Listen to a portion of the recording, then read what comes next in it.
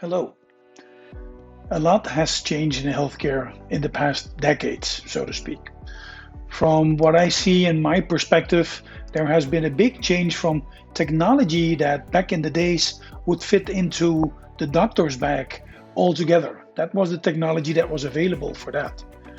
Not long after, in the decades that came after that, we needed big hospitals to make sure that we get all the technology at one place, and in the end of the day, also to bring in patients specifically to those locations.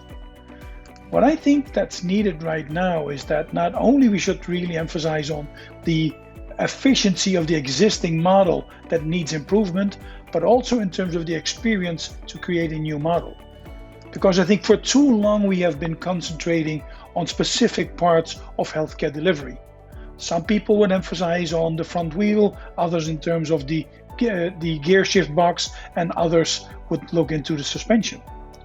And that is not enough anymore. We've completely siloed healthcare, not only in terms of legislation and finance, but also in terms of the experience and how things would run from a patient's perspective. And that is where I think that, again, the patient needs to come in. For also a long time, we've been working with so-called patient journeys, which I think is great. But also, let's be honest, it's a journey of a patient in a hospital, for instance. And even though not only in a hospital, but also at one department or one physician, for instance. So what I really think that is needed, and Annemiek Vroom will emphasize on that, is that we need to bring and to chart the journey of life, because that is where patients really make their choices in terms of the holistic approach. And I like to refer to that as the Copernican moment, where, as we know, in the mid-1500s, Copernicus proved that the sun was not circling the earth, as they thought back then, but it was the other way around.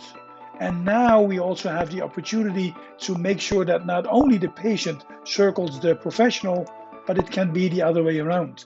With all the technology that's coming at hand at the disposal of patients, family, and informal care in the comfort of their own homes, I really think it's past time already to blend those two things and those two aspects. So that is exactly what we like to talk about during the webinar, and I'd love to see you back then.